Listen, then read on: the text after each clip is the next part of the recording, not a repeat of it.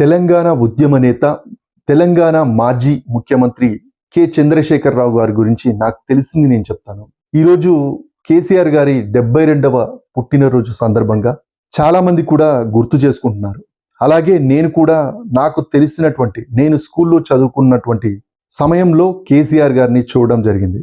సరిగ్గా 2001లో అప్పటి ఉమ్మడి నల్లగొండ జిల్లాలోని తుర్కాపల్లి మండలంలో ఒక స్కూల్లో ఏర్పాటు చేసినటువంటి చిన్న సభ అని కూడా అనలేదు, ఒక రాయి మీద నిలబడి తను ప్రసంగం ఇచ్చాడు. సో ఆ విషయం నాకు తెలియదు. తెలంగాణ రాష్ట్రం కోసం కేసీఆర్ గారు వస్తున్నారు, కేసీఆర్ గారు తెలంగాణ రాష్ట్రం కోసం పోరాడుతున్నారు అని చెప్పేసి అక్కడ చెప్తూ ఉండేవాళ్ళు. అప్పుడు ఎక్కువ మంది కూడా లేరు. సో అతను ఎర్రటి ఇన్నోవా కార్లో వచ్చాడు. అక్కడికి రాగానే కేసీఆర్ అంటే ఇలా ఉంటాడా, కేసీఆర్ గారు ఏం సాధిస్తాడు ఇతన్ని చూసిన తర్వాత అని అనిపించింది. అప్పుడు నేను 9వ తరగతి చదువుతున్నాను. అక్కడికి వచ్చిన తర్వాత 200-300 మంది అక్కడికి అతను మాట్లాడుతుంటే అక్కడ ఉన్నారు. సో అప్పుడు ఉర్రూతలు అనిపించింది, కానీ ఇతని వల్ల కాదులే, ఎంత కొట్లాడతాడులే అని చెప్పేసి అనిపించింది. కానీ అతను ఒక 14 సంవత్సరాల్లో తెలంగాణ రాష్ట్రాన్ని తేవడంలో ఎంతో కృషి చేశారు. ఎంతో మంది బలిదానాలు చేశారు. అందరి కృషి ఉంది, కానీ కేసీఆర్ గారి కృషి చాలా ఉంది. ఆయన గురించి ఎంత ఎక్కువ చెప్పినా కానీ తక్కువే అనిపిస్తుంది.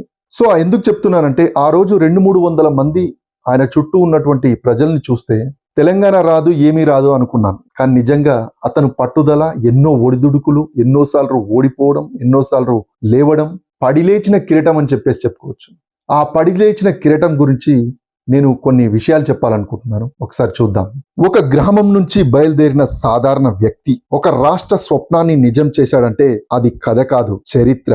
అది వ్యక్తి కాదు, ఉద్యమం. అది పేరు కాదు, ఒక భావం. ఈరోజు మనం మాట్లాడేది కేవలం ఒక నాయకుడి జన్మదినం గురించి కాదు, ఒక ఆలోచన ఎలా రాష్ట్రంగా మారిందో గురించి, ఒక మనిషి ఓటముల్ని ఎలా ఆయుధాలుగా మార్చుకున్నాడో దాని గురించి.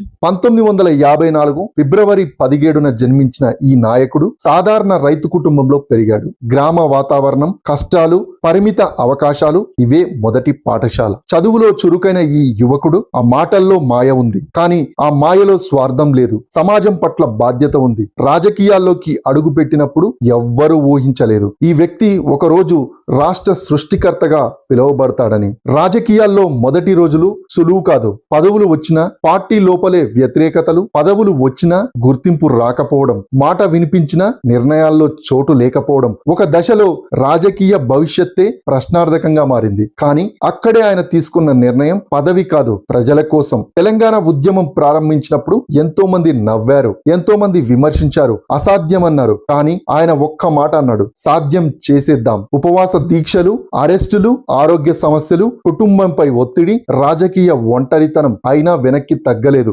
ఎందుకంటే ఇది వ్యక్తిగత పోరాటం కాదు, ప్రాంత గౌరవం కోసం పోరాటం. 2001లో ఒక పార్టీ స్థాపన. ఆ పార్టీ పేరే ఒక ప్రాంతం పేరు. అది కేవలం రాజకీయ పార్టీ కాదు, భావోద్వేగాల వేదిక. సంవత్సరాలు గడిచాయి, ఉద్యమం వేడెక్కింది. విద్యార్థులు, ఉద్యోగులు, రైతులు అందరూ ఒకే స్వరం. కానీ చివరికి 2014లో తెలంగాణ రాష్ట్రం అవతరించింది. ఆ రోజు కేవలం రాజకీయ విజయమే కాదు, అది భావోద్వేగాల విజయం. అది ఒక కళ సాకారం.